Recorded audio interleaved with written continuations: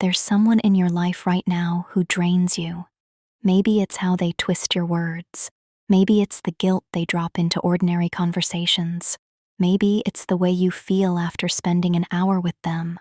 Smaller, more confused, less certain of yourself than when you arrived. And you've probably spent a significant amount of energy trying to figure out how to handle them. You've tried being patient, you've tried being direct, you've tried distance, and somehow none of it fully works. Here's why. Almost everything most people try when dealing with a toxic person is aimed at the wrong target. The goal most people have is to change the dynamic, to make the toxic person less toxic, to get them to see what they're doing, to reach some version of mutual understanding. And that goal, as reasonable as it sounds, is the thing that keeps you stuck. Because here's what the research actually shows. The smartest way to deal with a toxic person has almost nothing to do with them. Start with what's actually happening neurologically when you spend time with someone who consistently makes you feel bad. Psychologist and researcher Nicholas Epley has studied how accurately people read other people's intentions and mental states. His finding is consistently humbling. Humans are far worse at this than they believe. We misread other people's motivations constantly, and we do it in predictable directions. When someone hurts us, we tend to assume intent. We read hostility as purposeful. We read manipulation as calculated. And that attribution, assuming the toxic person knows exactly what they're doing and is choosing to do it, keeps you in a reactive loop, waiting for them to decide to stop. But most toxic behavior isn't calculated. It's automatic. It's what psychologist Susan Forward, in her research on emotional blackmail, describes as deeply conditioned patterns, behaviors that developed over decades in response to the toxic person's own pain, fear, and unmet needs. That doesn't make the behavior acceptable.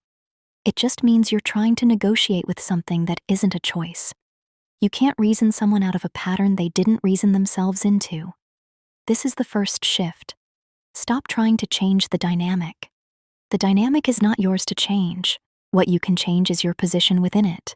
Research on interpersonal psychology, specifically the work of Timothy Leary on what became known as the interpersonal circumplex, showed that human behavior in relationships follows predictable complementary patterns. Dominant behavior tends to pull submission. Hostile behavior tends to pull defensiveness or counter-hostility. Warm behavior tends to pull warmth back. The key insight is that these patterns aren't fixed. When you change how you respond, you change what the system produces, not by controlling the other person, but by refusing to complete the circuit they've established. This is what therapists mean when they talk about not taking the bait. When a toxic person says something designed to provoke guilt, hurt, or anger, they are essentially offering you a role in a script they already know. The familiar argument, the familiar guilt spiral, the familiar dynamic where they push and you react and the whole pattern reinforces itself. When you decline that role, not with anger, not with a speech about what they're doing, but simply by not stepping into it, the pattern loses its fuel. It sounds simple, it isn't, because the pull to react is biological. Neuroscientist Naomi Eisenberger's research showed that social rejection and social pain activate the same brain regions as physical pain. When someone you're close to says something that diminishes you, your nervous system registers it as an attack. The urge to defend yourself, to explain, to correct, to push back, that's not weakness. That's your threat response doing exactly what it was built to do. The problem is that with a toxic person, reacting to the threat response is what keeps the loop alive. So what does not taking the bait actually look like? It looks like responding to the surface of what was said rather than the emotional payload underneath it.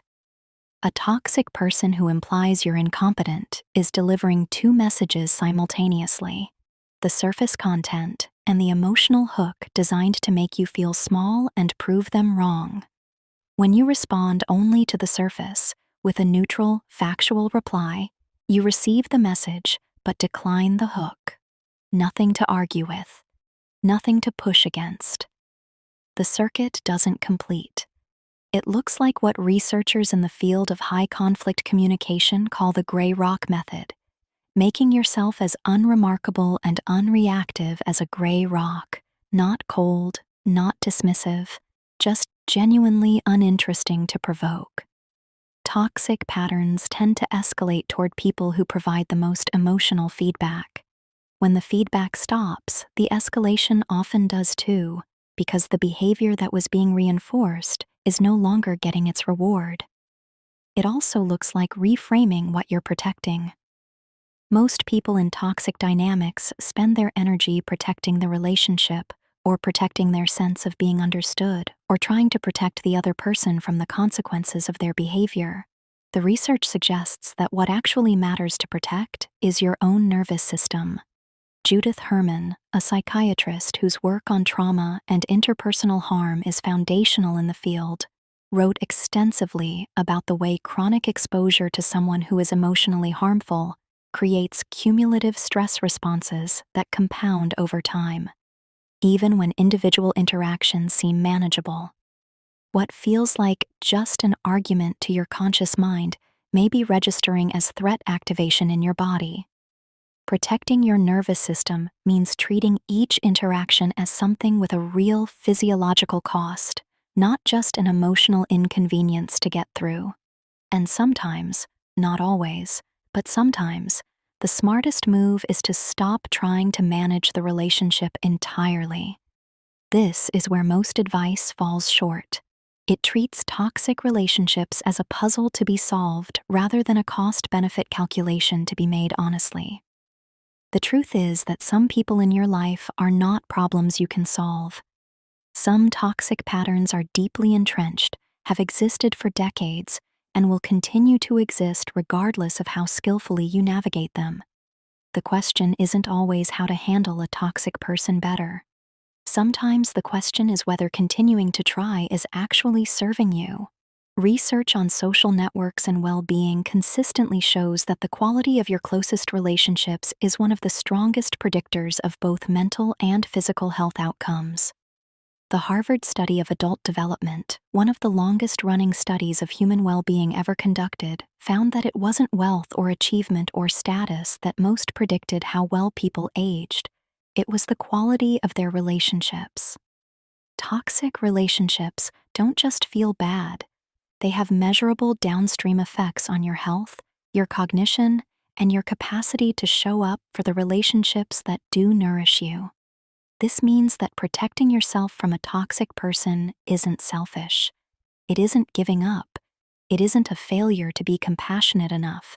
It's recognizing that you are also a person whose well-being matters, whose nervous system deserves care, and whose attention is finite.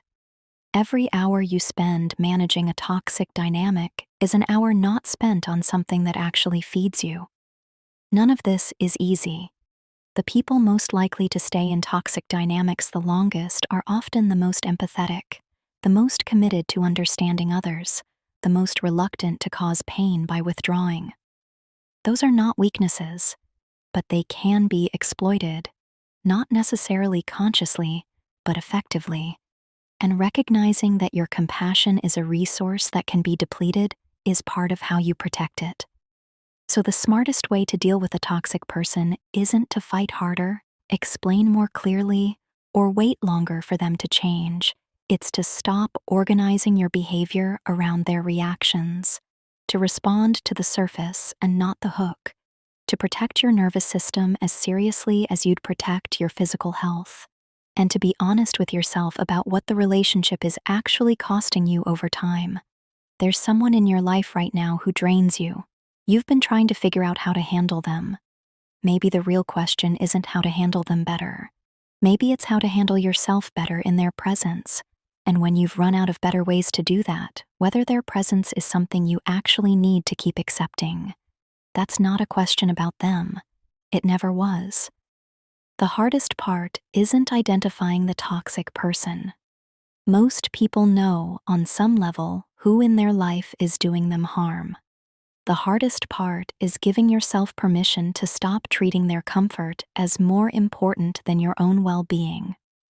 You were taught, by culture, by upbringing, by a very human instinct toward loyalty, that withdrawing care from someone who seems to need it makes you the bad one, that staying is strength and leaving is weakness, that if you just understood them better, were patient enough, found the right words, you could fix this.